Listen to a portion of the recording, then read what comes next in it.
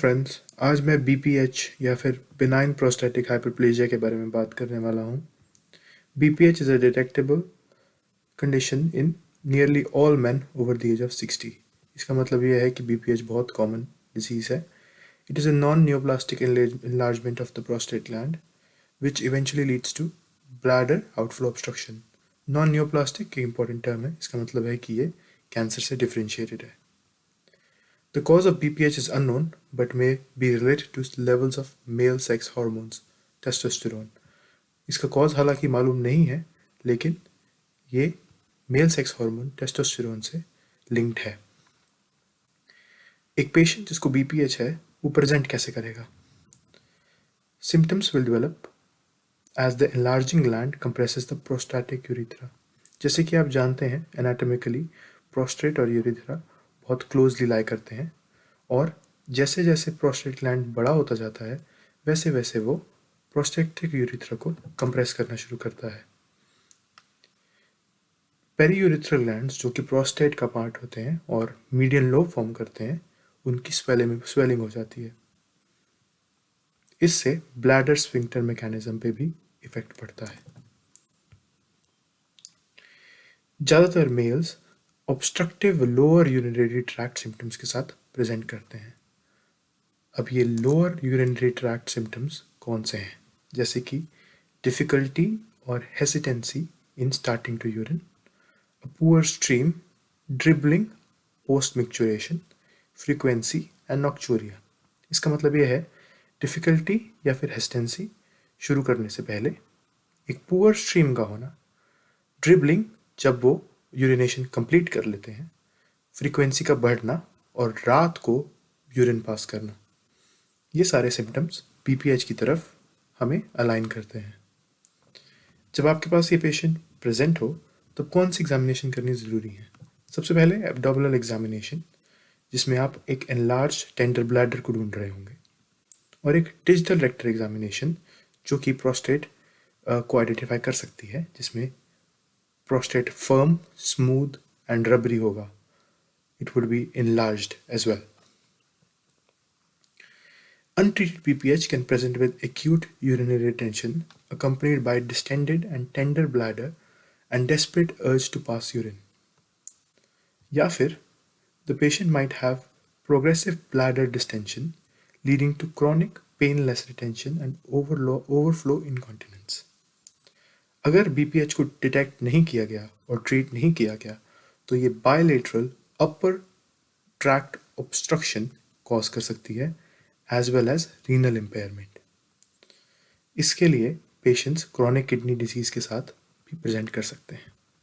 तो chronic kidney disease एक complication है। एक्चुअली में बीपीएच में होता क्या है? हाइपरप्लेजिया होती है both lateral lobes and medial lobes की। ये लोब्स जो यूरिथ्रा के पीछे लाई करते हैं, इससे यूरिथ्रा को कंप्रेशन होता है एंड ब्लैडर आउटफ्लो ऑब्स्ट्रक्शन होती है, जैसे कि हम पहले भी बात कर चुके हैं। हिस्टोलॉजी में दो टाइप्स के एरियाज हैं, stroma which is the smooth muscle and fibrous tissue, and glands. दोनों का हाइपरप्लेजिया देखा गया है। With regards to the complications of BPH, prolonged obstruction की वजह से ज़्यादातर कॉम्प्लिकेशंस क्रिएट होती हैं। Compensatory hypertrophy of the bladder होता है, यानी कि बिकॉज प्रोस्टेट की इन्लार्जमेंट है और प्रेशर इंक्रीज है, तो ब्लैडर भी अपना जो ब्लैडर वॉल है उसको थिकन कर लेता है और उस अपने सेल्स को बढ़ा लेता है, और इससे हाइपरट्रॉफी होती है। ट्रेबिकुलेशन ऑफ द ब्लैडर वॉल, यानी कि वॉल थिक हो जाती है। एक डाइवर्टिकुला भी फॉर्म हो सकता है जो कि ब्लैडर के एक्सटर्नल सरफेस पे लाई करेगा। हाइड्रोनेफ्रोसिस हो सकता है, यानी कि किडनीज में पानी भर सकता है। किडनी इन्फेक्शन, स्टोन्स, कैल्कुलाई यानी कि kidney stones, and renal failure के भी चांसेस हैं। तो यानी कि अपर ऑब्स्ट्रक्शन हो सकती है। अब हम मैनेज कैसे करेंगे या फिर ट्रीटमेंट क्या है बीपीएच का? सबसे पहले अल्फा ब्लॉकर्स। अल्फा ब्लॉकर्स जो होते हैं वो स्मूथ मसल को रिलैक्स करते हैं at the bladder neck and with in the prostate. इससे यूरिनरी फ्लो इम्प्रूव होता है। टिपिकली अल्फा 1 एंटेगनिस्ट का हम यूज़ करते हैं। These are first line agents in the UK.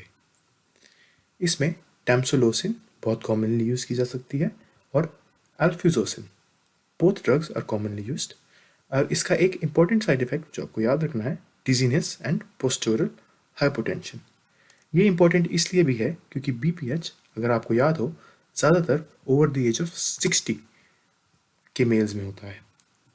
अगर ये ड्रग्स हम प्रिस्क्राइब करें और पोस्टेरियल हाइपोटेंशन और डिजीनेस हम ऐसे पेशेंट्स, वल्नरेबल पेशेंट्स को देंगे तो फॉल का रिस्क भी बढ़ जाता है। फिनास्ट्राइड एक 5 अल्फा रिडक्टेस इनहिबिटर है। ये टेस्टोस्टेरोन को डाईहाइड्रो टेस्टोस्टेरोन में बदलने में रोकता है। डाईहाइड्रो टेस्टोस्टेरोन ऐसा कंपाउंड है जो ग्रोथ और एनलार्जमेंट प्रमोट करता है प्रोस्टेट ग्लैंड की। तो डाईहाइड्रो टेस्टोस्टेरोन प्रोस्टेट ग्लैंड को बड़ा करेगा और फिनास्टेराइड जो कि टेस्टोस्टेरोन को रोकेगा डाईहाइड्रो टेस्टोस्टेरोन बनने में। इससे ग्रेजुअली प्रोस्टेट की वॉल्यूम में रिडक्शन देखी गई है। ये तो हो गया मेडिकल मैनेजमेंट, अल्फा 1 एंटागनिस्ट्स और finasteride which is a 5 alpha reductase inhibitor. अब हम बात करते हैं सर्जिकल मैनेजमेंट की। सर्जिकल मैनेजमेंट में transurethral resection of the prostate यानी कि TURP is the most common operation for BPH. इसका यूज बहुत कॉमनली किया जाता है।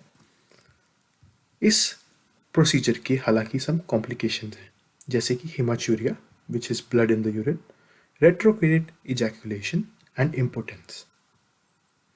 एक और कंसिडरेशन जो टर्प प्रोसीजर के साथ रिलेटेड है वो है डाइल्यूशनल हाइपोनेट्रेमिया, जो कि इस प्रोसीजर के बाद देखा जाता है। क्यों देखा जाता है? क्योंकि वाटर का एब्जॉर्प्शन बढ़ जाता है एंड ग्लाइसिन का ऑल्सो बढ़ जाता है, जो इरिगेशन फ्लूइड यूज़ किया जाता है प्रोसीजर के दौरान उसमें से। इस वजह से एक ट्रांस यूरेथ्रल रिसेक्शन सिंड्रोम हो सकता है। इसमें पेशेंट कंफ्यूज होगा, वॉमिटिंग प्रेजेंट होगी, हाइपरटेंशन होगा और विजुअल डिस्टर्बेंसेस ऑब्जर्व होगी। तो ये था बीपीएच का एक क्विक रिव्यू।